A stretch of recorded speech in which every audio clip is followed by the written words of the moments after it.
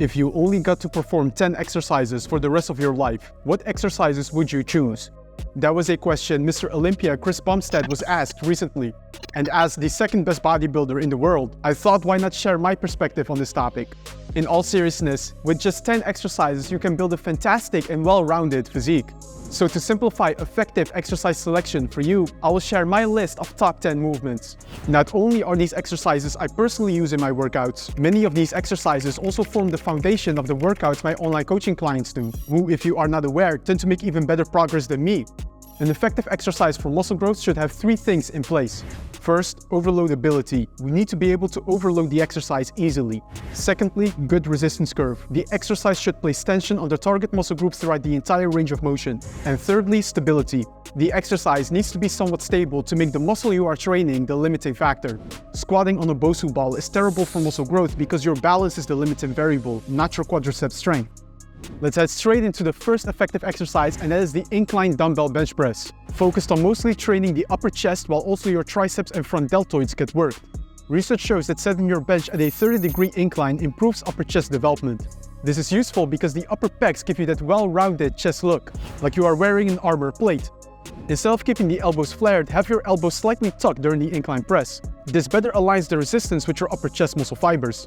Also, to keep constant tension on your chest, avoid tapping the dumbbells at the top of the movement. Bring the dumbbells out and back in without the dumbbells touching each other. The fact that we are using dumbbells here also allows you to train each arm individually and use a greater range of motion. These are nice additional benefits. The second exercise is a pull-up, focused on training mostly your lats and biceps. I am a big fan of pull-ups. Getting stronger on weighted pull-ups is responsible for most of my back development. This exercise provides a great stretch at the bottom of the lift while also having a powerful contraction. So the consistent tension on your back muscles makes it a highly effective back exercise. A common mistake with the pull-up is rounding the torso forward, placing more tension on your shoulders.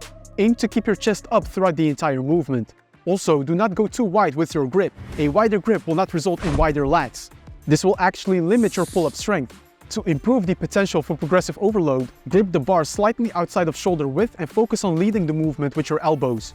If you cannot do a pull-up yet, train the leg pull-down with the same technique. A 2013 study found that the pull-up and leg pull-down are similarly effective for training your lats. The added benefit of pull-ups though is that your abdominal muscles also somewhat get involved. The third exercise is a classic, the flat barbell bench press, focused on the lower chest, triceps and front deltoids.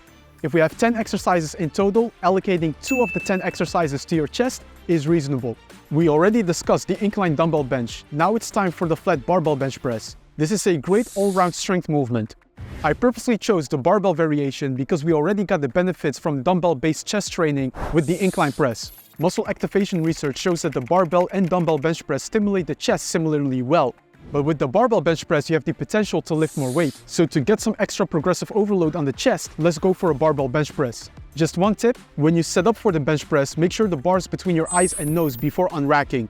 Way too often I see people messing up their bench press by sitting too high on the bench and hitting the rack on the way up. Exercise number 4, wide grip cable rows, focused on training your upper back, lats, and biceps.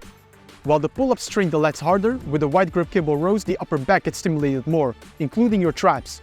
The wider elbow positioning helps train the upper back more. Having both a vertical and horizontal pull in your workouts will provide more balanced back development. I like the cable row for a horizontal pull because it is stable. You can focus on maximally contracting the back without having to worry too much about stabilizing your torso. I love barbell rows and do them regularly in my routine. But if I had to choose either cable or barbell rows for strictly back development, I would go for the cable. Let's now shift to compound exercises for the legs, because I don't want you walking around with chicken legs. So the 5th exercise is a killer, and that is the Bulgarian split squat, focused mostly on the quadriceps and your glutes. If I had to choose between a barbell back squat or a Bulgarian split squat, I would typically choose the Bulgarian split squat for 3 reasons. First, it is easier for most people to have good range of motion. Secondly, you can overload your quadriceps heavily without having a ton of weight on your back. And thirdly, not many exercises hammer your legs like the split squats do. If you ever have done the Bulgarian split squat, you know the feeling. It's like your entire lower body is on fire, and that is positive biofeedback in terms of how hard your leg muscles are being trained. Do not get me wrong, I do barbell back squats and go heavy, but if we are talking strictly quadriceps muscle growth from a squat, I will go for a full range of motion Bulgarian split squat. Exercise number 6 is a Romanian deadlift, focused on training the hamstrings, glutes, and spinal erectors. With a Romanian deadlift, we train a hip hinge. For complete leg development, you want to train both a squat and hip hinge pattern. The Bulgarian split squat covered the squatting pattern, so the Romanian deadlift will now cover the hip hinge. But it is key we perform the Romanian deadlift with good form so you can get the full hip hinge benefits. Avoid moving your knees forward during the Romanian deadlift. Lower the weight by pushing your hips back and keeping the knees mostly extended.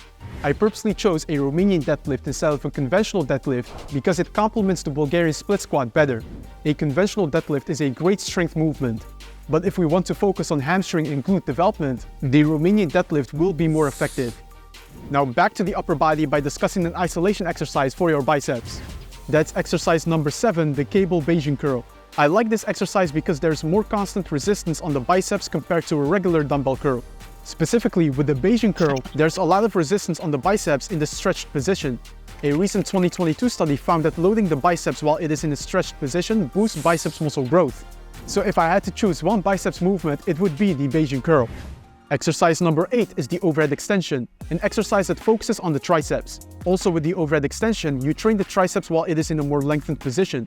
So there's more growth potential. This is supported by research. Another 2022 study compared the cable overhead extension and cable pushdowns. The overhead extensions were found to boost triceps gains more by 40%. Therefore, if I had to choose between a tricep pushdown or overhead extension, I would go for the overhead extension. The 9th exercise is a shoulder isolation movement, cross cable side raises. The side deltoids play an important role in how wide your shoulders look. With the incline dumbbell and flat barbell bench, we have been able to stimulate the front deltoids, while the pull-ups and cable rows stimulated the rear delts. To also give the side delts some well-deserved attention, give these cross cable side raises a try. These cable side raises will place more resistance on the side deltoids while the muscle is in a stretched position. And you know what that does for muscle growth? Increases muscle gains. While doing the cross cable side raise, lean forward slightly. This will help you better align the resistance with the side deltoid muscle fibers. The 10th and final exercise brings us back to leg training, and that is a one-leg dumbbell calf raise. We pretty much covered every major muscle group except for the calves. While the calves can be very stubborn to grow, I find that a one-legged calf raise helps hammer the calves in an effective way, mostly because you get a very deep loaded stretch. If you have not yet, experiment with performing some forced half repetitions at the end of your calf raise set. A 2023 study found that doing half repetition calf raises focused on the bottom half of the calf raise helps improve your calf's muscle growth. So finishing your calf raise sets with some forced half repetitions will help you boost the gains of those stubborn calf muscles. Those are the 10 exercises I would select. We got a horizontal push, horizontal pull, somewhat of a vertical push, a vertical pull, a squat, hip hinge, arm isolation work, and heel raise. So we covered a lot. Of course, based on someone's training goals, you can always get to different exercises. For instance, if you have more shoulder focus and don't mind lower volume on the chest, I would replace the incline bench press with a shoulder press. If there was not a constraint on the number of exercises, I would also incorporate some abdominal isolation work like a cable ab pull down.